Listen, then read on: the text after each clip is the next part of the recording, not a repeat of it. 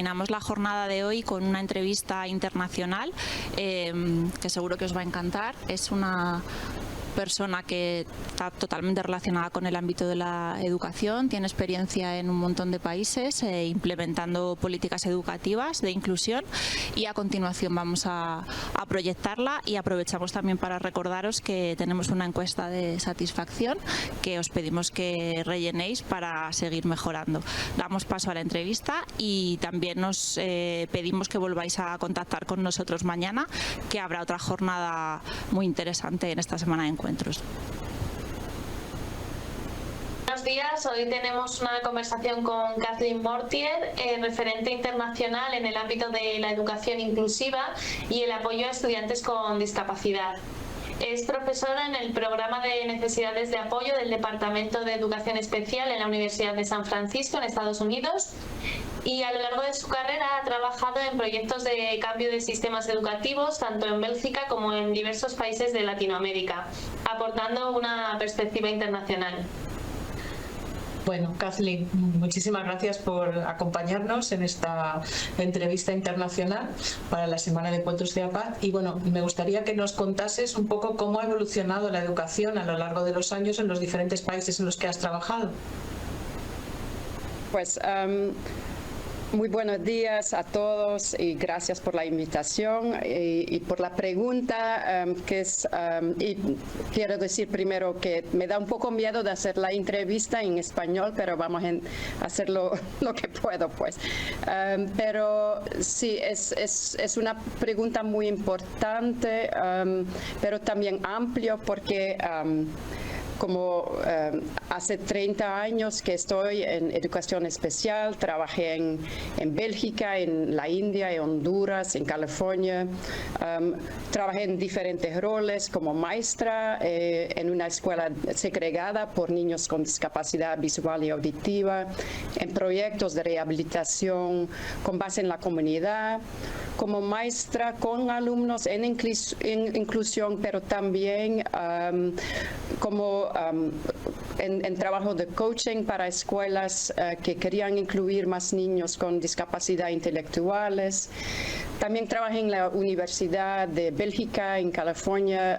Ahorita ya no estoy en California, haciendo investigaciones y también entrenando a maestras, ¿verdad? Que iban a trabajar con niños con discapacidades intelectuales o múltiples. Entonces, pero en inclusión.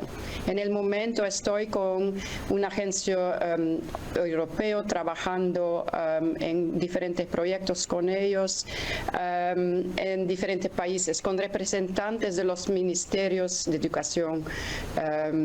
Y entonces son muchos países, son muchos contextos, son muchos años, y por esa razón es difícil responder de una forma muy breve, pero para mí, lo que puedo decir es que la pregunta de la accesibilidad es muy importante, porque para mí es lo más central si hablamos sobre inclusión, ¿verdad?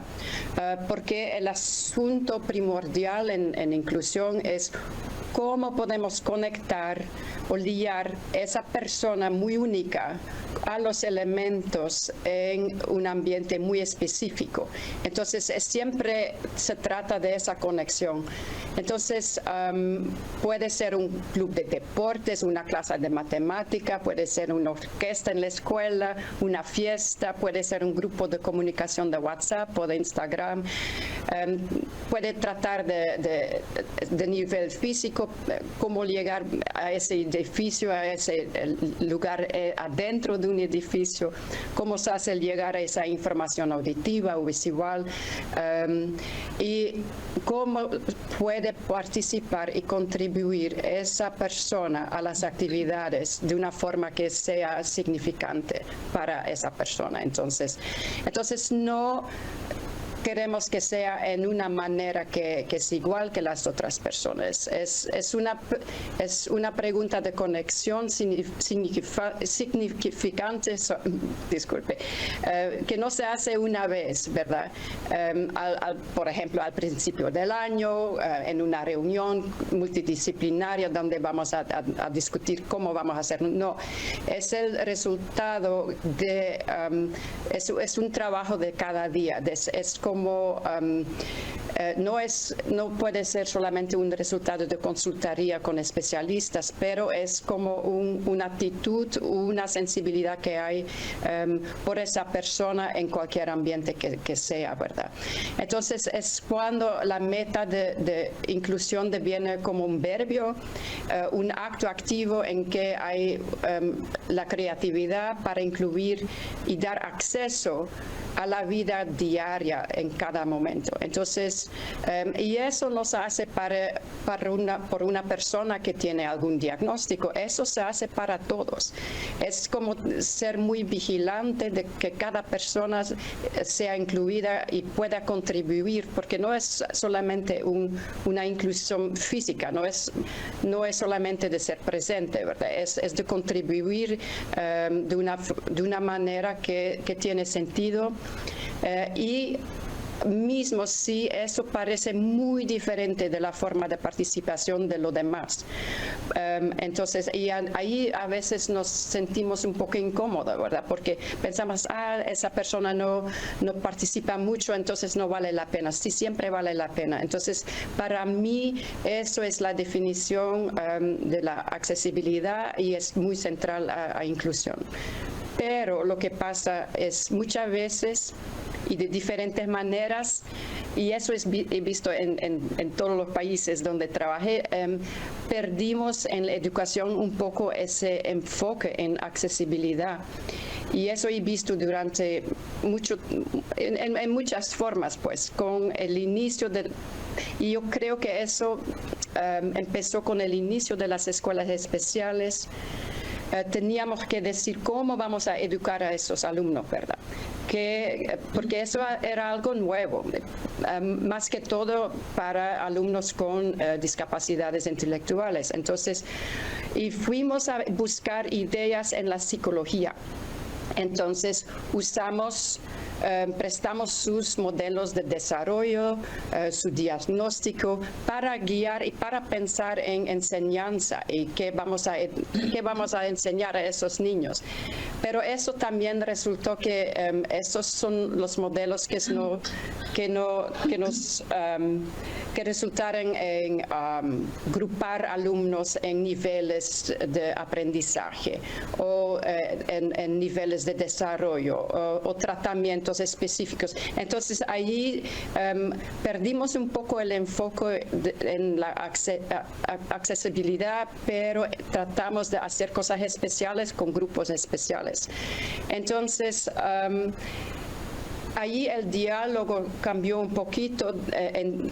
Los profesionales empezaron a hablar sobre dónde se queda mejor ese niño, en qué nivel está mejor. Entonces, las reuniones muchas veces tienen ese enfoque, no qué tiene más sentido, qué quiere aprender, qué le interesa, pero dónde vamos a poner, dónde cabe más. Entonces, y hasta cuando estamos trabajando en situaciones integradas, en escuelas regulares, ahí también muchas veces las conversaciones son dónde tiene que ir, qué es el nivel, cómo va a ir al siguiente nivel, y ahí perdimos la pregunta que es muy importante, es cómo vamos a liar, cómo vamos a conectar a esa persona a su ambiente donde está en la vida como es. Y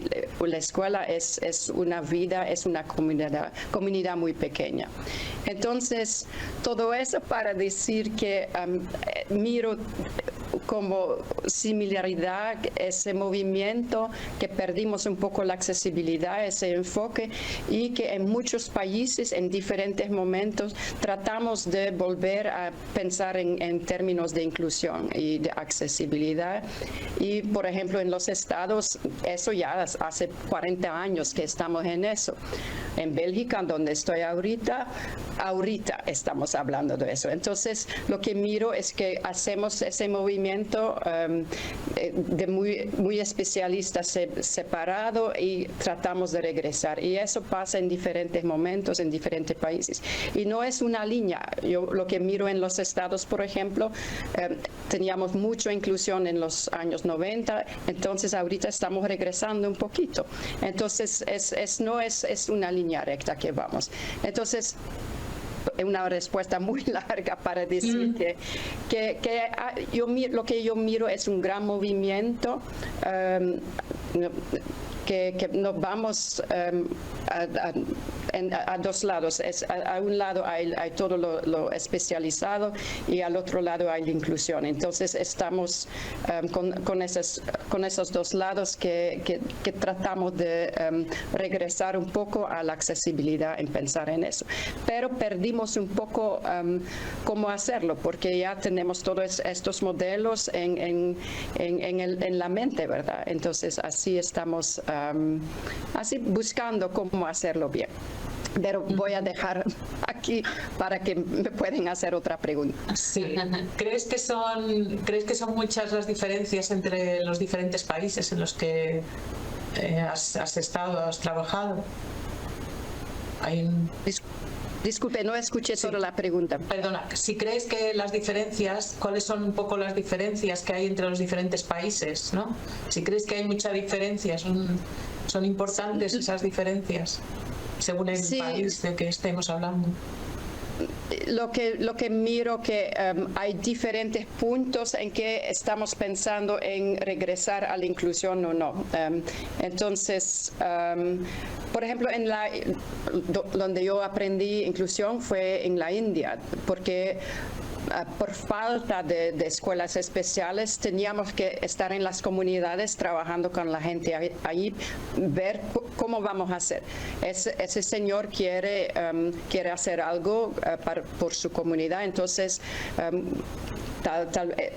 pienso en una persona que hizo en una tienda, estaba vendiendo cosas, era una persona ciega y así contribuía, tenía una contribución en su comunidad.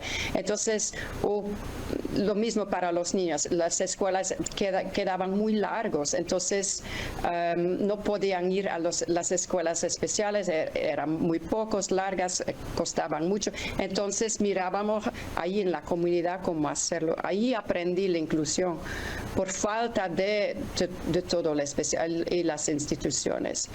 Y después en los estados y en Bélgica había ese cambio donde hablé que vamos a hacer lo mejor para los niños con una visión muy terapéutica y muy especialista, pero ahorita regresamos de eso porque miramos que eso no siempre es la misma, la mejor preparación para la vida. Entonces, y esos cambios que miro en todos los países, pero como en diferentes tiempos y diferentes como ritmo. Parece que no tiene que ver, ¿no?, con el nivel socioeconómico del país, ¿no? Porque bueno, es cuestión de participar y bueno, se buscan las diferentes formas, ¿no?, de poder. Porque sí. Eso es un asunto de mentalidad, de actitud y no, porque siempre, y eso pasa mucho en los países donde hay muchos recursos, siempre hablan de que cuesta mucho y no podemos hacer nada y no es así, es cuestión de creatividad y de pensar en cada momento. Y otra forma que aprendí la inclusión es de los niños. Si yo voy en una escuela donde hay niños que están juntos, ellos van buscando cómo vamos a hacer fútbol juntos con esa persona en la silla de rueda. Entonces vamos a hacer el gol un poco más menos grande y él va a estar en el gol.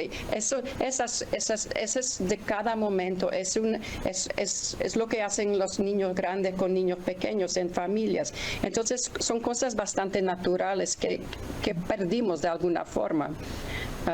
Y que no cuestan, es cuestión de actitud, mentalidad, sensibilidad y creatividad. ¿Cómo vamos?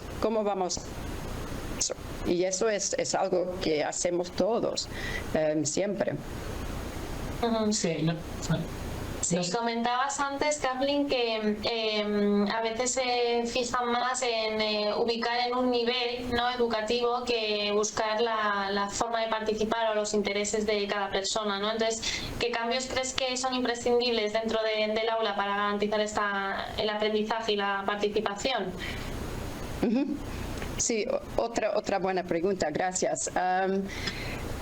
Lo pensé un poquito y lo que me gusta mucho es un modelo de Jim Thompson y él dice que solo hay 3 preguntas que se deberían hacer cada maestra cuando se planifica enseñar a un grupo de alumnos con discapacidad y con otros alumnos. Entonces la primera pregunta es ¿qué enseñar? La segunda pregunta es ¿cómo enseñar? Y la tercera es ¿cómo promover la participación? Pues la primera pregunta se trata de currículum. Y en esto hay 2 preguntas críticas. La primera es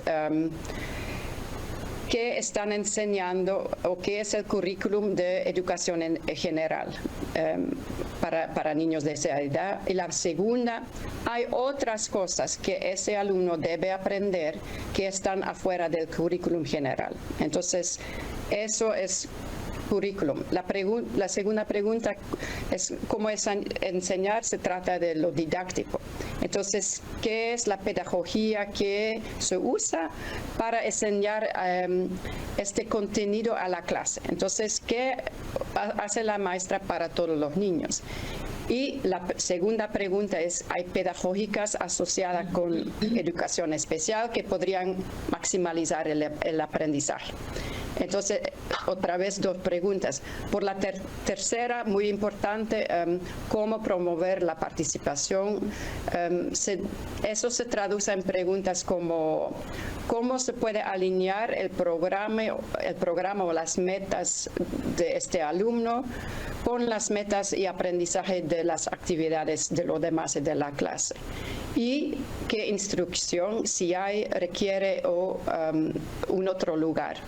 Entonces, esas 3 preguntas, que enseñar, cómo enseñar y cómo promover participación, resultan en adaptaciones del currículum, soportes instruccionales y soporte de participación. Entonces, lo más importante en ese modelo es que siempre de empezar a ver qué es lo que hay en la educación general.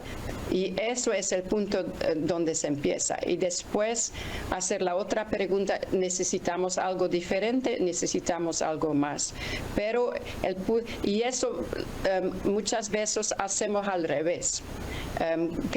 Hacemos muchas cosas especiales y después decimos, no, ya no es posible, porque ese niño, no, es al revés. En el currículum de educación general hay muchos puntos de conexión y para un niño con discapacidades múltiples siempre también hay puntos de conexión. Tal vez él no va a hacer una charla de 10 minutos, pero va a enseñar 3 fotos y decir 3 palabras con su aparato de AAC. Entonces, siempre hay forma de conectar y entonces el punto de empiezo es siempre diferente y debe ser en la vida, en los contextos generales, en el contenido de lo demás. Y ahí sí podemos pensar, se requiere algo más. sí tienes que ir a aprender cómo llegar de punto A a punto B porque tienes un problema visual, entonces eso sí vas a tener que hacer extra, pero eso no es todo. Entonces en principio es lo que hay por lo demás y después vamos a ver los extra que necesitamos. Así lo miro yo. Y bueno, relacionado un poco, ya no tanto con el currículum, sino con los diferentes niveles educativos, ¿crees que hay diferencias cuando hablamos de la educación obligatoria y la educación ya superior? ¿Crees que el llegar a la educación superior tiene mayores dificultades o cómo ves el tema? No, para mí la cuestión de accesibilidad siempre queda lo mismo, siempre. Hasta pienso que puede haber más flexibilidad en educación superior porque tenés la opción de formar tu propio programa con clases que te interesan, ¿verdad? Estás más en carreras específicas. Entonces, por ejemplo, en mi universidad en San Francisco, donde trabajé 10 años, era una universidad con una visión muy fuerte en todo lo que es diversidad e inclusión, pero no había ningún alumno con discapacidad intelectual, por ejemplo. Entonces, con un fondo pequeño empezamos con 3 alumnos, buscamos 3 clases para cada uno, dependiendo de su talento, ¿verdad? Entonces, uno era un muchacho que les interesaba mucho la música de la India. Entonces, encontramos una clase en el departamento de música que era sobre música del Oriente Medio. Entonces, el profe era tan emocionado de tener, después de algunas semanas, ¿verdad?, de tener ese alumno en su clase porque su forma de hacer música era tan diferente y original que eso empujaba a los demás, a los otros estudiantes, de improvisar de otra forma. Entonces, el profe era tan emocionado con ese alumno en su clase que empezó un grupo de improvisación con sus alumnos. Entonces, o el otro estaba muy interesado en dibujar y en anime, entonces encontramos una clase de animación de película y un club con otros alumnos que estaban en el asunto de anime. Entonces, así esos alumnos formaban parte de la vida de la universidad. No, su currículum era muy diferente, pero basada en sus intereses y no era como algo que era muy difícil para los demás, ¿no? Contribuían, era muy importante para los demás de los alumnos, todos estaban aprendiendo y no de una forma de ay qué pobrecito ese niño, no, al revés, wow, mira qué hace, wow, escucha cómo hace música ese tipo, allí vamos a estar, es un reto para nosotros, para poder hacer música con él. Entonces, de esa forma se toman parte de la vida académica y social, pero tenemos que deshacernos de las ideas fijas que tenemos sobre cómo debe ser, pues. Se mira diferente, pero para ellos, cuando van a su familia los domingos o cualquier día o por Thanksgiving, pueden hablar de su universidad, porque en los Estados Unidos eso es un tema muy importante. Tengo hijos de esa edad y siempre tienen preguntas cómo va en la universidad y qué carrera haces. Entonces, ellos ahorita pueden participar en esas conversaciones también. Entonces, la inclusión tiene efectos secundarios como esto. Formas parte de lo que hablan en su familia, de los temas que son importantes por su edad. Entonces, eso es donde hace una gran diferencia. Y Y en ese proyecto también trabajamos mucho con peer supports, entonces otros estudiantes eran los soporte o un punto de referencia para esa persona. Entonces eso también fueron relaciones muy bonitas, nosotros dimos un poquito de apoyo con ellos, pero era algo de alumnos entre alumnos, en una forma muy así digna, pues. Pues esas son las cosas y resulta que como cada uno de nosotros buscan qué es su interés y cómo podemos desarrollarlo un poco mejor y a ver dónde llega eso, porque si más adelante esa persona va a entrar en la vida profesional, también va a ser para hacer la parte que él puede, no debe ser lo mismo. Entonces, sí, así lo miro por la educación superior. Muchas posibilidades, muchísimas.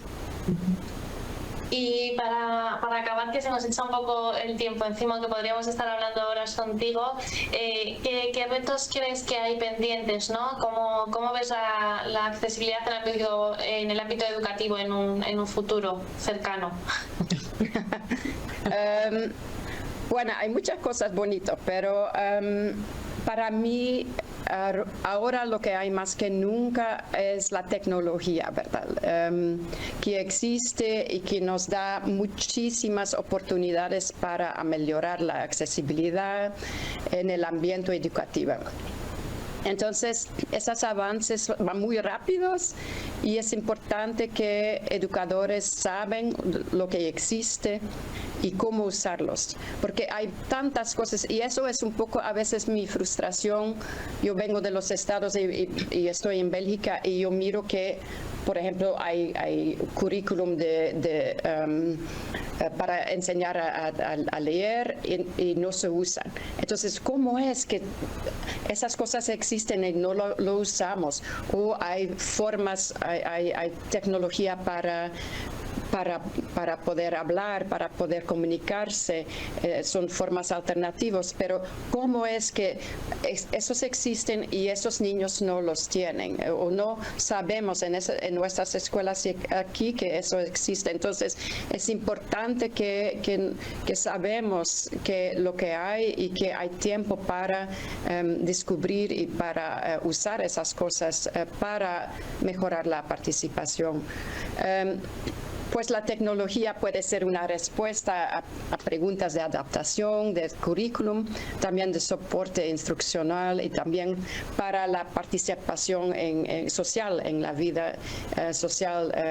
Y comunicación es muy importante y a veces miro que los adultos o los acompañantes toman mucho de ese rol, entonces no necesitamos estimular independencia, comunicación propia con la tecnología que hay, aunque sea, no puede ser, no puede así contar cosas en frases completas, pero es importante que la comunicación viene de la persona. Pero requeremos algo más profundo que la tecnología, ¿verdad? Yo creo que necesitamos una visión fuerte y basada en que cada persona, independiente de diferencias o limitaciones, es necesario en nuestra comunidad. Entonces, para mí lo importante para el futuro es que regresamos en el enfoque de educación en educación. La escuela no es un centro terapéutico, no es un lugar de especialistas donde optimizamos el desarrollo. No, es una comunidad, es una vida pequeña, pues, donde estamos tratando de aprender muchas cosas diferentes y y donde los niños pueden ser incluidos y aprender sobre la vida en una forma como hacen todos los otros niños. Entonces, la visión la tecnología es importante, pero la visión que cada quien es necesario en nuestra comunidad es muy importante. Entonces, esas dos cosas juntas miro importante para el futuro y para los cambios que requeremos y que siempre tenemos que seguir a hacer, porque a veces la gente que está en la lucha por inclusión están un poco frustrados, pero es una lucha de cada día y no podemos parar, es siempre de seguir y a veces hacemos algunos pasos atrás, pero yo lo miro muy positivo. Sí hay muchas posibilidades, pero la visión es lo más crucial. Bueno, pues muchísimas gracias, lo sentimos mucho, pero tendremos que cerrar porque si no se nos alarga mucho la grabación. Y perdón, que muchísimas gracias y bueno, te agradecemos mucho el que nos hayas prestado tu tiempo y bueno, pues pondremos a disposición esta entrevista en la semana. Muchísimas gracias. Muchas gracias, Carlin. Gracias. Con mucho gusto. Y tal vez pueden cortar si hay... No, para nada. Es interesantísimo. Ok, pues que tengan un buen día y buena conferencia y gracias por la invitación.